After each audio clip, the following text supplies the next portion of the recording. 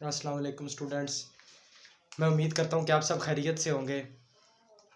जैसा कि हम लोग लेक्चर का आगाज़ हदीस पाक से करते हैं, तो सबसे पहले हदीस पाक, उसके बाद लेक्चर शुरू करेंगे। तो हुज़ूर पाक सल्लल्लाहु अलैहि वसल्लम का फ़रमान है कि कुर्ब क़यामत एक ग्रोह ऐसा आएगा जो तुमसे ऐसे एक झूठा और फरेबी ग्रोह होगा जो तुमसे ऐसी बातें करेगा जो ना कभी तुमने सुनी होंगी और ना तुम्हारे बाप दादा ने। इस तरह के लोगों से बचो कि कहीं वो तुम्हें गुमराह ना कर दें। उम्मीद करता हूँ कि अल्लाह पाक हम सबको इस हदीस पर अमल करने की तौफीक अता फ़रमाए और ऐसे लोगों से बचाए। उसके बाद जो हमारा आज का लेक्चर है वो इस चैप्टर का आखिरी लेक्चर है और उसके बाद MCQs वगैरह और शॉर्ट क्वेश्चन होंगे। जो हमारा आज का लेक्चर है इसका नाम है डायमेंशंस। ठीक है, जो इससे हमने पिछले लेक्चर किया था वो था assessment of total uncertainty in final results. तो आए आज का लेक्चर शुरू करते हैं और मैं उम्मीद करता हूँ कि आप सब खैरियत से होंगे और मज़े कर रहे होंगे। तो जो हमारा आज का लेक्चर है वो है डायमेंशन। सबसे पहले अगर डायमेंशन को देखें तो डायमेंशन हमारे पास, हम सोचते हैं पता नहीं डायमेंशन क्या है। डायमेंशन कुछ भी नहीं है। डायमेंशन हमारे पास क्या है, अगर सादा अल्फाज में इसको उर्दू में देखा जाए तो डायमेंशन हमारे पास वो पावर है, ठीक है, या वो ताकत है जो कि किसी फंडामेंटल यूनिट पे मौजूद होती है। ठीक हो गया। डायमेंशन हमारे पास क्या है, ऐसी ताकत, ऐसी कुव्वत, ऐसी पावर जो कि हमारे पास क्या होती है, किसी फंडामेंटल यूनिट पे मौजूद होती है। ठीक है, अगर इसकी डेफिनेशन देखें तो इसकी डेफिनेशन है dimension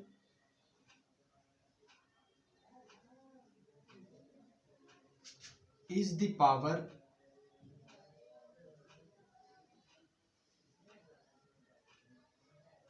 to which fundamental unit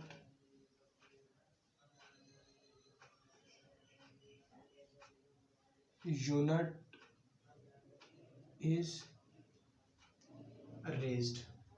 ठीक हो गया कि वो हमारे पास कहता है, हमारे पास जो डायमेंशन है वो एक ऐसी कुव्वत है जो कि फंडामेंटल यूनिट पे क्या होती है, मौजूद होती है। ठीक हो गया। इसको मिसाल समझते हैं। वो कहता है फॉर एग्जांपल, वो कहता है हमारे पास है एरिया। ठीक है, एरिया को हम डिनोट करते हैं ए से और इसका यूनिट क्या है, मीटर स्क्वायर। मीटर स्क्वायर का होता है एल, लेंथ, इसका स्क्वायर। ठीक हो गया। तो ये जो एल स्क्वायर है ना, ये हमारे पास किस चीज का डायमेंशन है, इस एरिया का डायमेंशन है इन टर्म ऑफ लेंथ। ठीक हो गया। अगर आपसे कोई पूछे ना कि what is the dimension of area in term of length, ठीक है, अगर आपसे कोई पूछे कि जो हमारे पास dimension of area in term of length वो क्या है, तो आप लोग कहोगे 2। ठीक हो गया कि मतलब ऐसी पावर जो कि फंडामेंटल यूनिट के ऊपर राइज हो, हमारे पास क्या कहलाता है, सिंपली अल्फाज में डायमेंशन कहलाता है। इसी तरह जिस तरह मैंने आपको मिसाल दी कि एरिया का जो डायमेंशन है वो है 2 इन टर्म ऑफ लेंथ।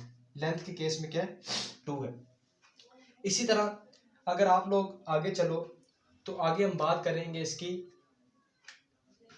सिंबल पे। इसका सिंबल क्या है, वो कहता है denoted by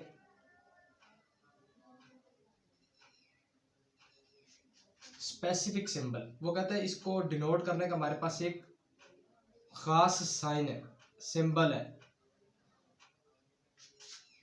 placed with in. इसको कहां पे रखते हैं, placed with in square bracket, जैसा कि ऊपर का आपको लेंथ नजर आ रही है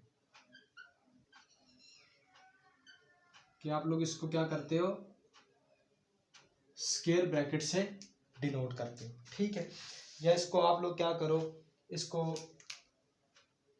खूबसूरत बनाने के लिए इसको कलर दे देते हैं। क्या कहते हैं, इस तरह की एक स्क्वायर ब्रैकेट के अंदर हम इसको क्या करते हैं, इसको स्क्वायर ब्रैकेट से डिनोट कर देते हैं, या ये इसका क्या है, सिंबल है। अच्छा, उसके बाद वो कहते हैं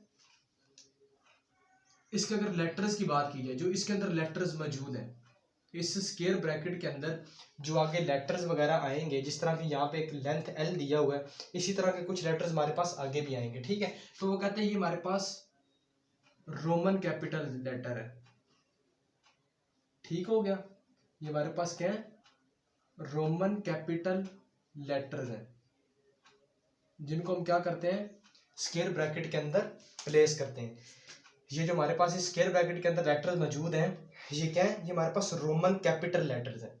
ठीक हो गया। अगर आपसे कोई पूछे कि एल एम, जो आगे भी चल के मैं आपको बताऊंगा, सारे डिटेल में करेंगे, एल एम टी, ठीक है, ये क्या है, तो आपने उनको बताना है कि हमारे पास क्या है, रोमन कैपिटल लेटर्स हैं, जिनको हमने स्क्वायर ब्रैकेट के अंदर डिनोट किया हुआ है। ठीक है, उसके बाद अगर बात करें तो वो कहते हैं ये क्या है, ये हमारे पास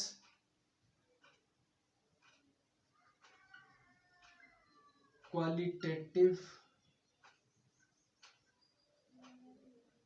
ये हमारे पास क्या करती है, qualitative nature of physical quantity बताती है।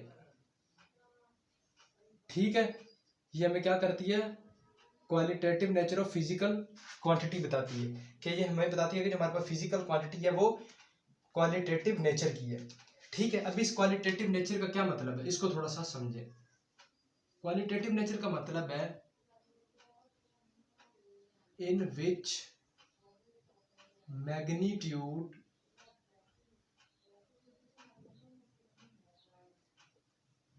Is not considered. ठीक है, वो कहता है क्वालिटेटिव नेचर का मतलब क्या है, कि जो फिजिकल क्वांटिटी है उसका हम मैग्नीट्यूड वगैरह नहीं देखेंगे। ठीक है, मतलब उसके मैग्नीट्यूड को हम लोग कांस्टेंट मान लें। ठीक है, उसको हम कंसीडर करेंगे नहीं, जितना मर्जी हो। वो कहते हैं इसका मतलब क्या हो गया, कि हमारे पास जो है final velocity, initial velocity, average velocity and speed all are equivalent.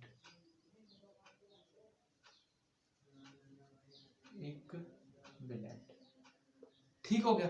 वो कहते हैं जब हमारे पास क्या हुआ, मैग्नीट्यूड ही इसका कांस्टेंट है, या उसको हम कंसीडर ही नहीं कर रहे, तो हमारे पास क्या कहता है, वो कहता है हमारे पास जो फाइनल वेलोसिटी होगी, इनिशियल वेलोसिटी होगी, एवरेज वेलोसिटी या स्पीड वगैरह होगी, वो क्या होगी हमारे पास, उसको हम लोग क्या कहेंगे, वो हम कहेंगे ये तमाम चीजें क्या हमारे पास बराबर है। ठीक हो गया। उसके बाद ये एक छोटा सा पॉइंट है, ये आप लोगों ने याद रखना है, कि हमारे पास जो मेन है ना, मेन डायमेंशन है, वो हमारे पास है 3। लेंथ के लिए L, मैस के लिए M, और टाइम के लिए, ठीक है, T। ठीक हो गया। ये हमारे पास क्या है, ये हमारे पास 3 मेन डायमेंशन हैं।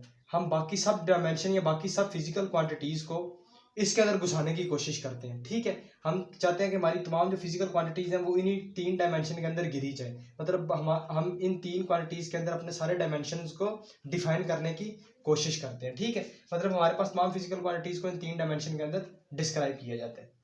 ठीक हो गया, इन 3 को आप लोग देख लें, लेंथ, मैस और टाइम। ठीक है, इसको मिटाते हैं। ये आपको उम्मीद है समझ आ गई होगी यहाँ तक।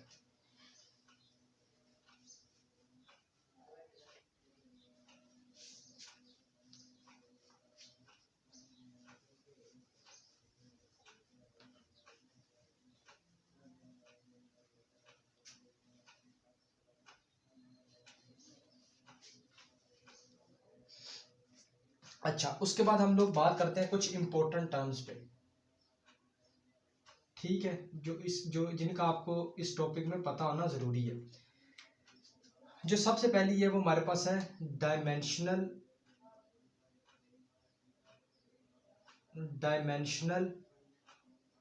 वेरिएबल्स। ठीक हो गया, डायमेंशनल वेरिएबल, वो कहता है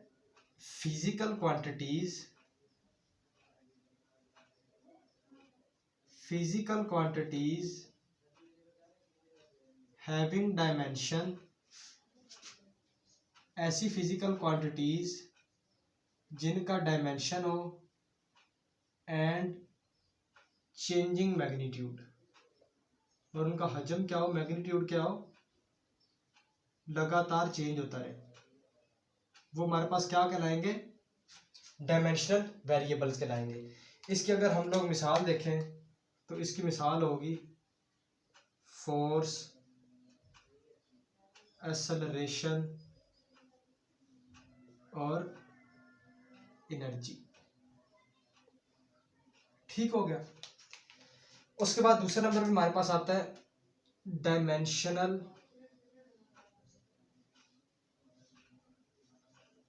कॉन्स्टेंट्स। ठीक है, डायमेंशनल कांस्टेंट की बात करें तो वो कहता है कि physical quantities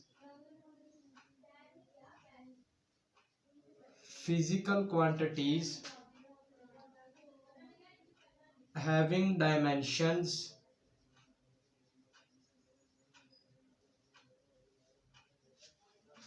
but constant magnitude.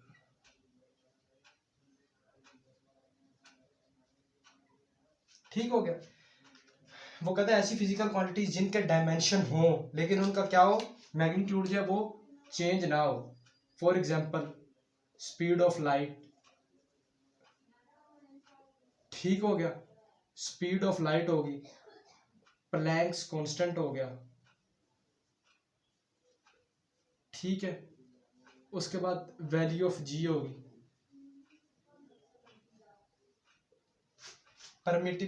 Permittivity of free space होगी। ठीक है, उसके बाद हमारे पास कोफिशिएंट ऑफ थर्मल कंडक्टिविटी हो गया। ठीक है, इस तरह की जो तमाम वैल्यूज है उनका हमारे पास क्या होगा, मैग्नीट्यूड और होगा। ठीक है, वैल्यू ऑफ जी, इसी तरह के जो हमारे पास तमाम कांस्टेंट है वो क्या होंगे, उनका डायमेंशंस होंगे लेकिन उनका मैग्नीट्यूड क्या होगा, कांस्टेंट होगा। मतलब जो उनकी वैल्यू है वो चेंज नहीं होगी। मिसाल के तौर पे अगर हमारे पास ये है ना 3 × 10⁹ मीटर पर सेकेंड। ठीक है, तो ये हमारे पास वैल्यू यही चलेगी, इसका मैग्नीट्यूड क्या होगा, हमारे पास चेंज नहीं होगा। लेकिन इसका हमारे पास क्या है, इसका हमारे पास डायमेंशन है m/t-1।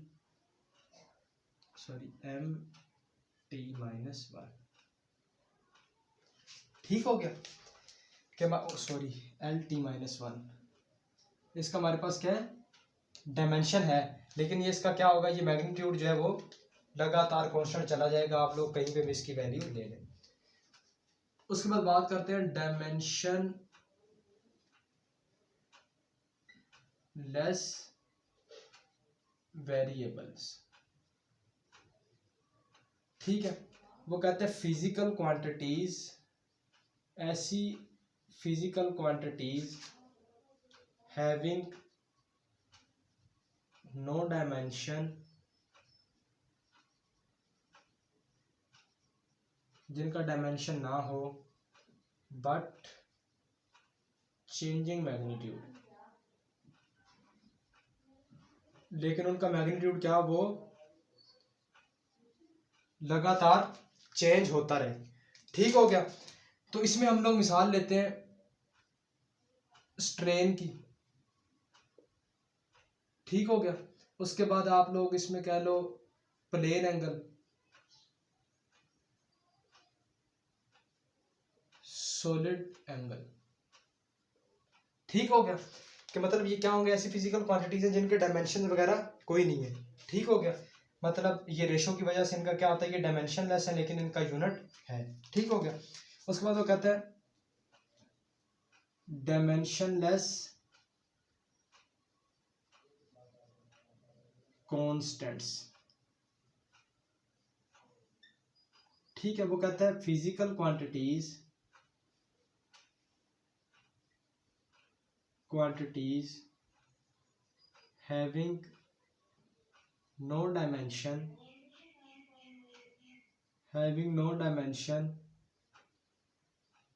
but also have no magnitude। या कांस्टेंट मैग्नीट्यूड, जिनके ना ही डायमेंशन हो और ना ही क्या हो हमारे पास, ना ही उनका कोई मैग्नीट्यूड हो या कांस्टेंट मैग्नीट्यूड। इसमें हमारे पास आ जाता है पाई और प्योर नंबर्स। ठीक हो गया यार, सादा सी बात है। इसमें आप लोगों को उसने क्या चीज़ें बताई हैं, इधर मैं आप लोगों को उसकी समरी बता दूं। आप लोगों से वो 3 चीज़ों के बारे में बात कर रहे हैं। सबसे पहले आपको कह रहा है डायमेंशनल, ठीक हो गया। दूसरी आपसे बात कर रहा है वो डायमेंशन लेस, फिर आपको वो कह रहा है वेरिएबल्स, फिर आपको वो कह रहा है कॉन्स्टेंट्स। ठीक है, अभी जब वो आपसे बात करेगा डायमेंशनल, तो इसमें आप लोगों ने बस सिंपल याद रखना है हैविंग डायमेंशंस। ये बच्चे इसमें अक्सर कंफ्यूज हो रहे हैं यार, डायमेंशन वेरिएबल, डायमेंशन लेस, ये क्या हो रहा है। सादा सी बात, जब डायमेंशनल आ गया मतलब हैविंग डायमेंशन, जिसके कुछ डायमेंशन हो। डायमेंशन लेस नो डायमेंशन, जिसके हमारे पास क्या हो, कोई डायमेंशन वगैरह ना हो। Having no dimension. वेरिएबल का मतलब है चेंजिंग, और एक ही चीज यहाँ पे चेंज हो रही है, मैग्नीट्यूड। मैग्नीट्यूड की बात हो रही है, तो वेरिएबल का मतलब हो गया चेंजिंग, कांस्टेंट का मतलब हो गया नॉट चेंजिंग। ठीक है, तो इसको आपने इस तरह याद रखना है कि जहाँ पे आप लोगों के पास डायमेंशनल आ गया उसका मतलब है हैविंग डायमेंशन, जहाँ पे डायमेंशन लेस आ गया उसका मतलब है नो डायमेंशन, वेरिएबल का मतलब है चेंजिंग, और कांस्टेंट का मतलब है नॉट चेंजिंग। यही आपके यार चीजें ही हैं जिनकी बात हो रही है। डायमेंशनल, डायमेंशनल, डायमेंशनल, वही बात dimensional, dimensionless no dimension, इधर भी डायमेंशन लेस।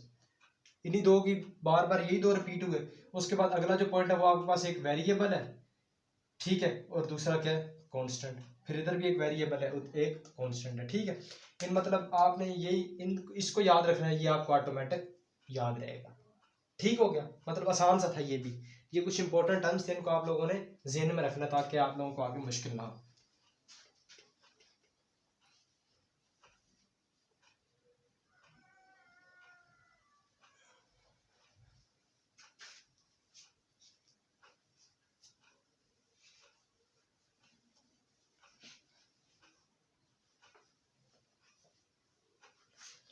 अच्छा भाई, आगे अगर आप लोग क्या करो, इसकी लिमिटेशन पे बात करो कि इनके अंदर खामियां क्या हैं। हर चीज़ के अंदर लिमिटेशन होती हैं, खामियां होती हैं। ठीक है, लिमिटेशन या ड्रॉबैक्स कह लो। ठीक है, लिमिटेशन, ड्रॉबैक्स। ठीक हो गया, तो जिसकी सबसे पहली है वो ये है कि वो कहता है it does not tell, it does not tell whether के physical quantity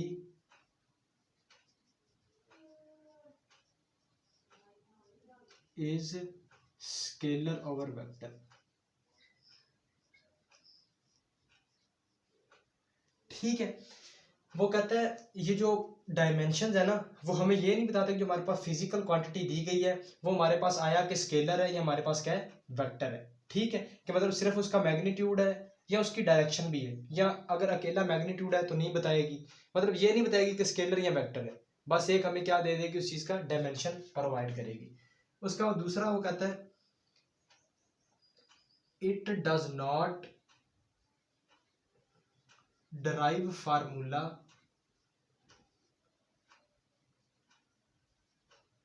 it does not derive formula if quantity have more than 3-dimensional factor।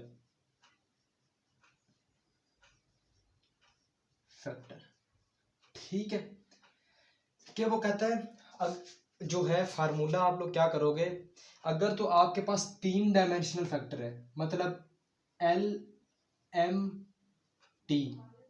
अगर तो ये 3 है, या मतलब 3 डायमेंशनल फैक्टर है, LMT या कोई और है, ठीक है, तो वो कहता है अगर इन 3 से ज्यादा कोई हमारे पास कोई चौथी वैल्यू हुई ना, तो तब ये फार्मूला क्या करेगी, ये हमारे पास फार्मूला ड्राइव नहीं कर सकेगी। ठीक हो गया। जब हमारे पास 3 डायमेंशनल फैक्टर से फैक्टर बढ़ गए, फैक्टर 4 हो गए, 5 हो गए, ठीक है, तो हमारे पास क्या करेगी, फार्मूला ड्राइव नहीं करेगी। 2 या 1 हो, फार्मूला ड्राइव होगा। ठीक हो गया। अगर 2 से बढ़ गए तो हमारे पास फार्मूला ड्राइव नहीं होगा। मिसाल के तौर पे इधर मैं आपको मिसाल दे दूं ताकि आपको क्लियर हो जाए। फॉर एग्जाम्पल हमारे पास टाइम पीरियड है, टाइम पीरियड जिसका सिंबल टी है और यूनिट सेकंड है। इसका यूनिट ये रहा। ठीक हो गया। इसका यूनिट हमारे पास डायमेंशन क्या होगी, टी। ठीक हो गया। डायमेंशन हमारे पास क्या होगी, टी। मतलब कि अगर हमारे पास क्वांटिटी 1 है या 2 है या 3 है तो उसका क्या होगा, उसका डायमेंशन डिफाइन है, उसका फार्मूला हम क्या करेंगे, फार्मूले से डायमेंशन डिफाइन कर लेंगे। लेकिन अगर 3 से फार्मूला तजावुज कर गया, डायमेंशनल फैक्टर 3 से ज्यादा हो गया, तो हम क्या करेंगे, उसका फार्मूला वगैरह ड्राइव नहीं कर सकते। ठीक हो गया। अच्छा, उसके बाद आपने ये तीसरा पॉइंट ये याद रखना है, we can not derive formula of, पहला ट्रिग्नोमेट्रिक फंक्शन,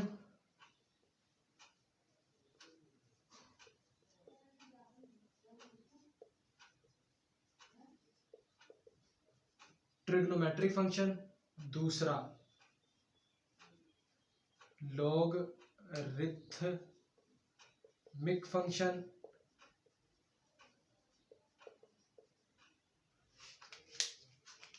तीसरा न्यूमेरिकल कांस्टेंट,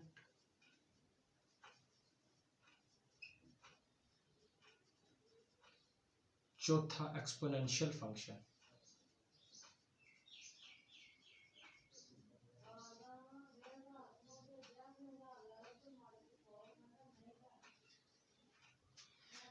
ठीक हो गया। वो कहते हैं कि we can not derive formula of, कहते हैं हम लोग डायमेंशन को इस्तेमाल करके ट्रिग्नोमेट्रिक फंक्शन का, न्यूमेरिकल कांस्टेंट्स का, लॉगरिथमिक फंक्शंस का और एक्सपोनेंशियल फंक्शन का क्या फार्मूला ड्राइव नहीं कर सकते। ठीक हो गया। इन 4 को आप लोगों ने जेहन में रखना है। इसकी शॉर्ट फॉर्म अगर किसी को जेहन में ना रह रही हो तो इसको इस तरह याद रख ले,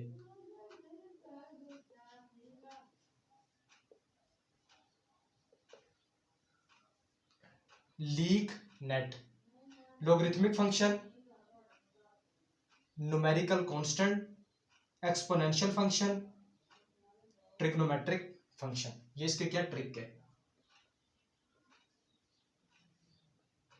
leak net, trigonometric function, numerical constant, logarithmic function और एक्सपोनेंशियल फंक्शन वगैरह के फार्मूला हम इससे क्या कर सकते हैं, इससे डिराइव नहीं कर सकते। ये थी इसकी कुछ लिमिटेशंस। उसके बाद अगर इसका एडवांटेज देखें कि हमारे पास इसका फायदा क्या है,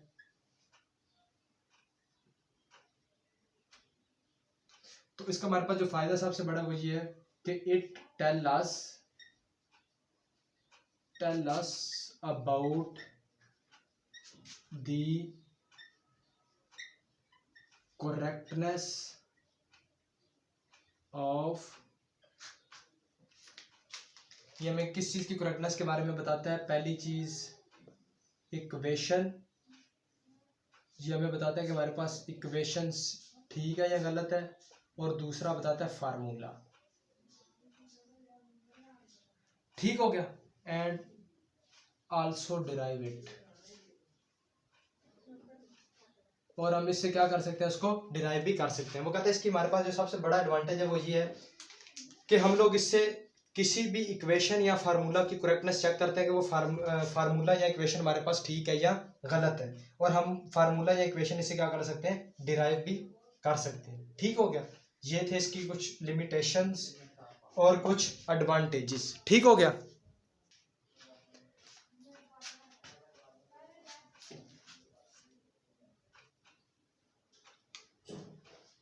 ठीक हो गया। उसके बाद जो है हम लोग बात करते हैं कुछ इंपॉर्टेंट डायमेंशंस पे, कुछ कांस्टेंट वगैरह या कोफिशिएंट वगैरह उनके डायमेंशन पे। सर आप लोगों ने सबसे पहले ये बात याद रखनी है कि वी कैन ऑब्टेन डायमेंशन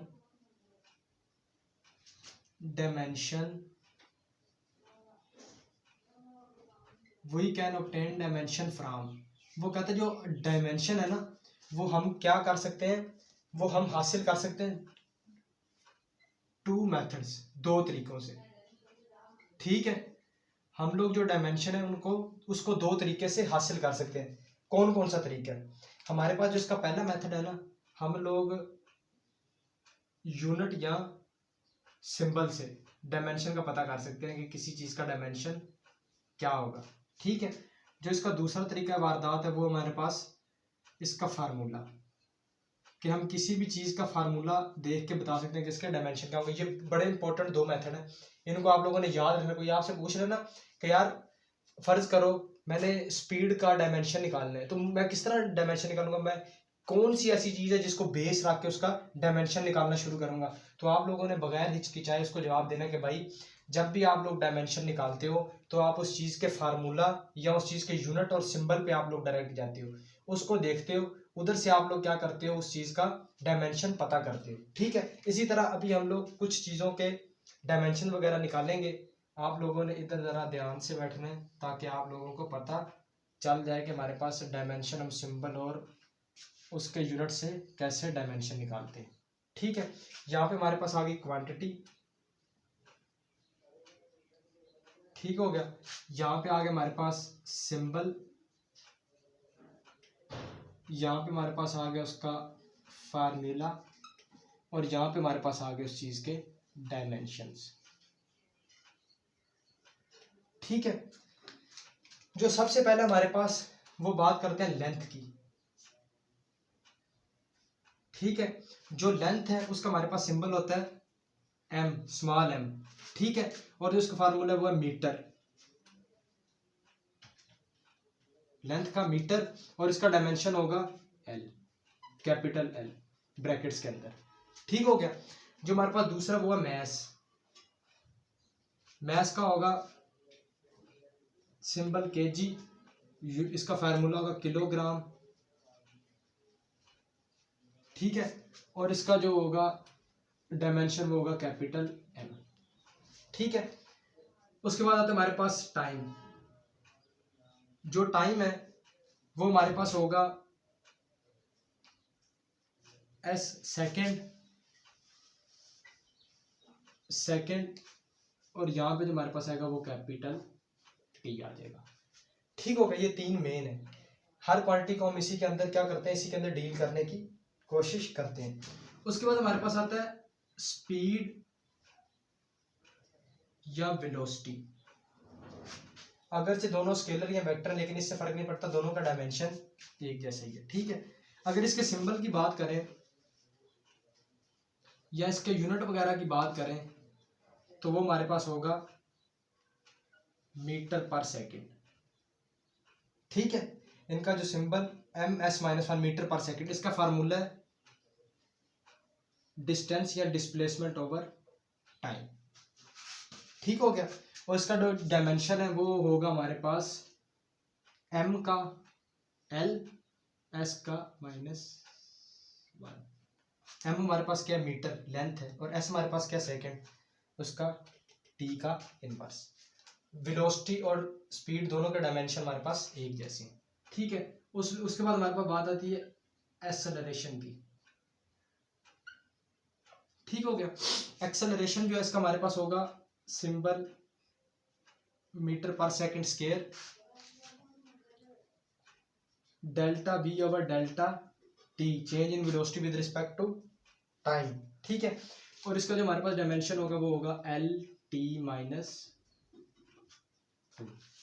ठीक हो गया, एक्सेलरेशन के बाद हमारे पास आता है फोर्स। फोर्स का हमारे पास होगा kgms minus 2 F is equal to m dot, ठीक है। तो इसका हमारे पास आएगा m l t माइनस, ठीक हो गया। इसके बाद हमारे पास आता है डेंसिटी, ठीक है। डेंसिटी का हमारे पास क्या आ जाएगा, d is equal to mass over volume, ठीक है। तो इसका जो सिंबल हमारे पास सिंबल आएगा वो होगा kg m -3, ठीक है, kg m -3। तो इसको हम डिनोट करेंगे m l -3, ठीक हो गया। m l -3 जो हमारे पास डेंसिटी है उसका क्या हो गया, m l -3। यहाँ तक आप लोगों ने देख लिया। इसको मिटाते हैं, फिर आगे अगले पे बात करते हैं।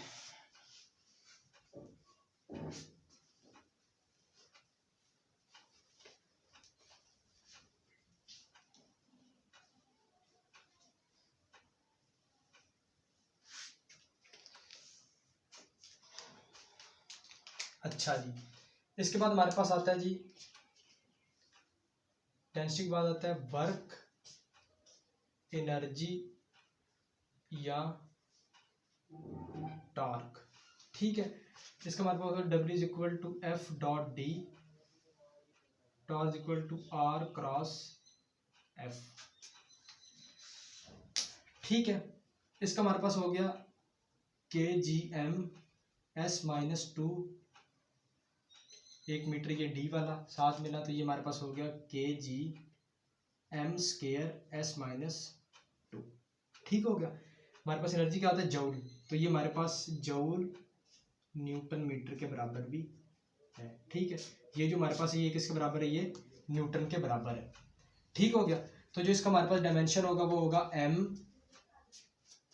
l स्क्वायर t -2, ठीक हो गया।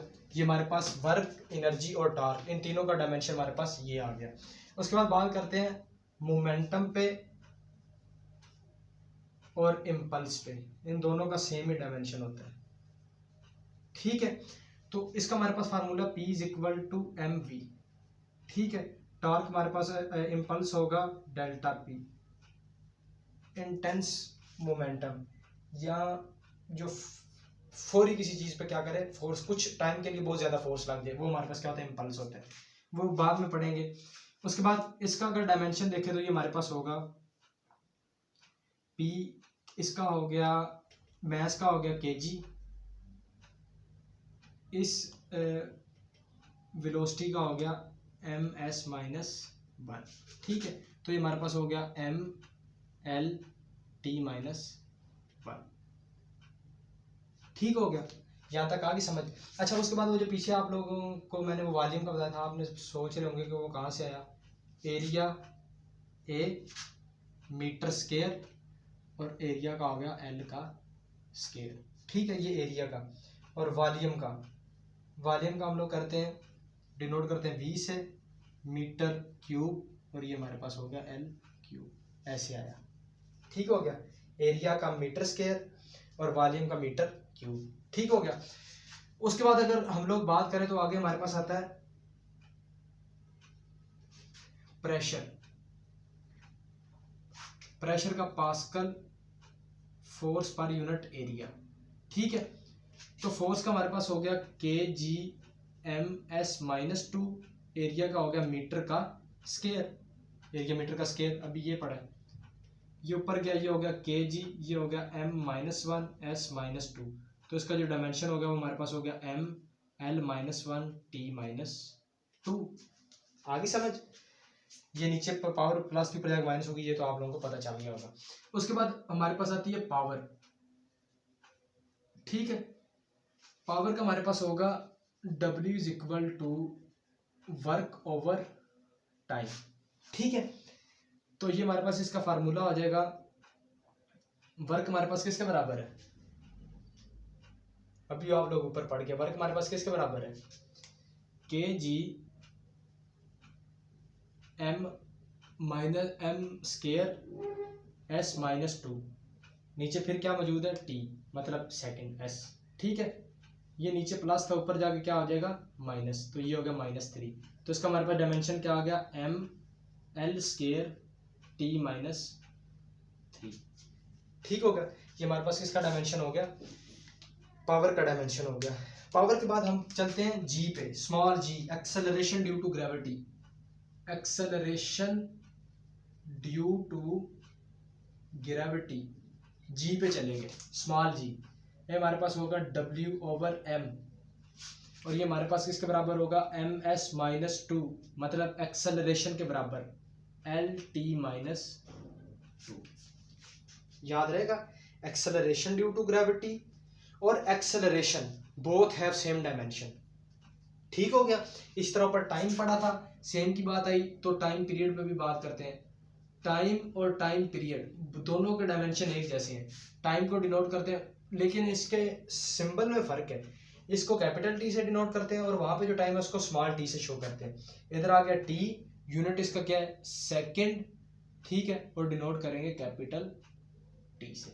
ठीक है, अगरचे इन दोनों का क्या है, आप लोगों के पास डायमेंशन सेम है, लेकिन जब इसको डिनोट करते हैं तो वो एक आप लोगों के पास अलग चीज़ है, इसको स्मॉल जी से उसको स्मॉल ए से। ठीक हो गया, आपके पास टाइम पीरियड का डायमेंशन भी आ गया। ठीक है, इसके बाद इसको मिटाते हैं और कुछ और डायमेंशन पे बात करते हैं।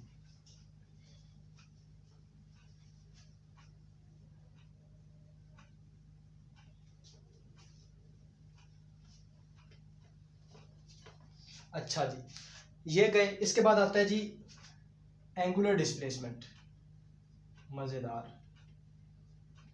एंगुलर डिस्प्लेसमेंट, इसको डिनोट करते हैं थीटा से, यूनिट है इसका रेडियन।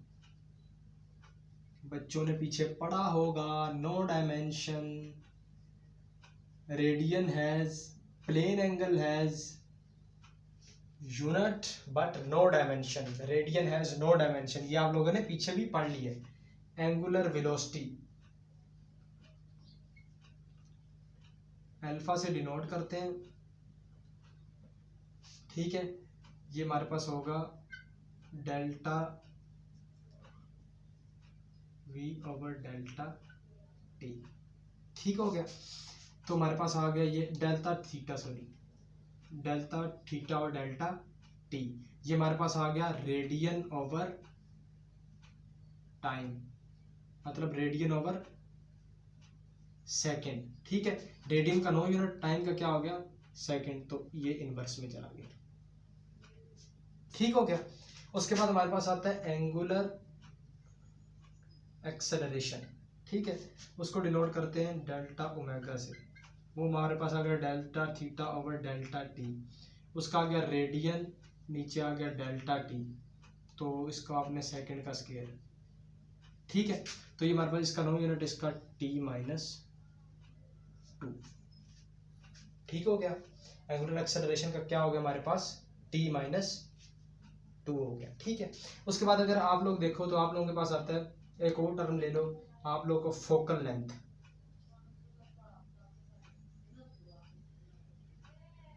इसको डिनोट करते हैं L से, यूनिट इसका मीटर और इसकी डायमेंशन क्या होगी L। ठीक हो गया, उसके बाद आप लोगों के पास आता है रिफ्रैक्टिव इंडेक्स।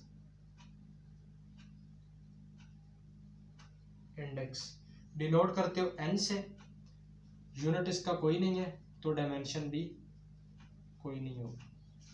ठीक है, अच्छा इधर से आप लोगों को एक पॉइंट बता दूं कि आप लोगों ने हमेशा याद रखना है कि अगर कोई क्वांटिटी हमारे पास उसका यूनिट हो, ठीक है, यूनिट हो सकता है लेकिन डायमेंशन नहीं हो सकता। ठीक है, लेकिन ऐसा कभी नहीं होगा कि यूनिट ना हो और डायमेंशन हो। आगे बात समझ, no unit no dimension,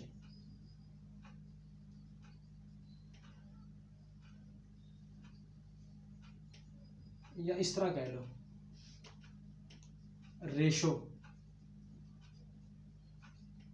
no dimension, ये भी याद रखो। और इस तरह एक और चीज याद रखो कि having unit not mean having dimension.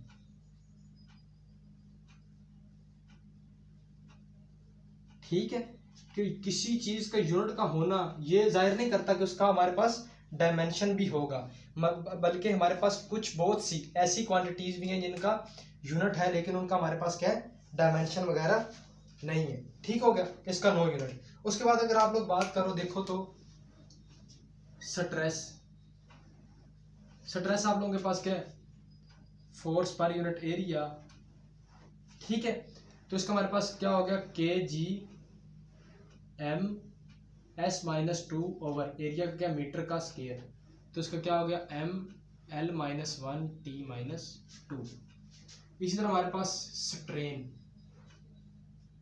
Delta V over V, no unit no dimension. ठीक हो गया, ये आप लोगों के पास क्या थी, कुछ क्वांटिटीज थी जिनके मैंने आप लोगों को डायमेंशन भी बताया, उसका फार्मूला क्या, यूनिट क्या है, वो भी बताया। ठीक हो गया।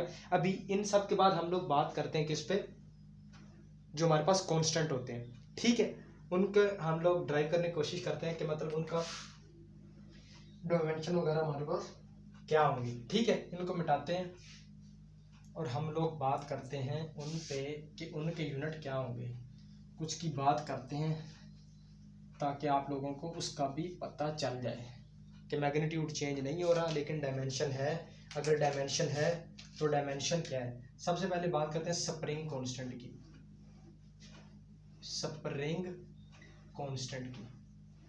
ठीक हो गया, स्प्रिंग कांस्टेंट का आपके पास जो फार्मूला है वो आपके पास क्या है, K is equal to F over X. ठीक हो गया, एफ का आप लोगों को सबको पता है फार्मूला, इसको रट ले, K G M S minus two, और ये एक्स हमारे पास क्या होगा, ये भी एम होगा मीटर। क्यों, क्योंकि आप लोगों ने, ये आप लोगों के पास फर्ज करे स्प्रिंग था, उस स्प्रिंग को कितना आप लोगों ने खींच के डिस्प्लेसमेंट कवर करवाई, वो आप लोगों के पास क्या होती है, एक्स होती है। ठीक है, इसीलिए ये हमारे पास क्या थी, डिस्प्लेसमेंट थी, तो हमने इसका यूनिट मीटर लिया। ठीक है, तो के जी वैसे का वैसे ही रहा, नीचे प्लस, ऊपर प्लस था, नीचे नीचे वाला नीचे प्लस, ऊपर जाकर माइनस हो गया, और इधर आ गया एस माइनस टू। ये आप लोगों के पास हो गया के जी, ये हो गया एम की जीरो एस माइनस टू, तो इसका आप लोगों के पास डायमेंशन हो गया M L zero T minus two, या आप इसको यूं भी लिख सकते हो एम टी माइनस टू।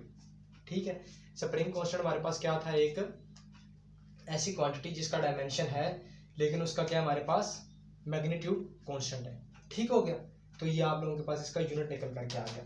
उसके बाद हम लोग बात करते हैं यूनिवर्सल ग्रेविटेशनल कांस्टेंट जी की, कैपिटल जी की। ठीक है, इसका डायमेंशन देखें तो ये हमारे पास होता है F is equal to G M one M two over R square. ठीक है, हमने क्या करना है, हमें किसका डायमेंशन चाहिए, इस कैपिटल जी का।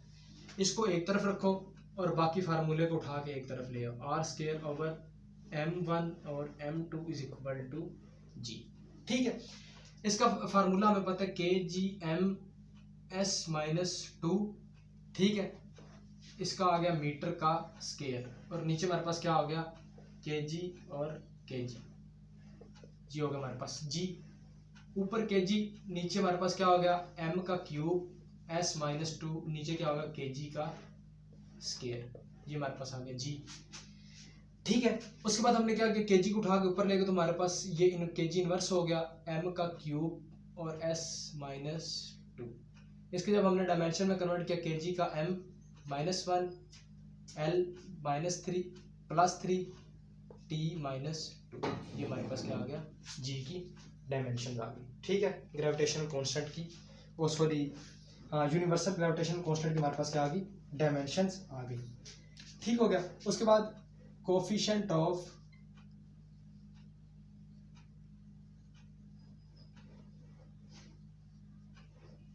Thermal conductivity,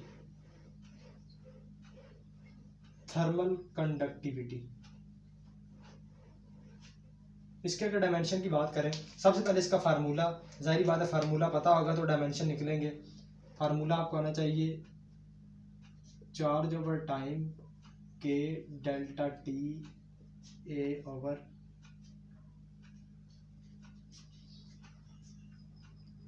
L. ठीक हो गया।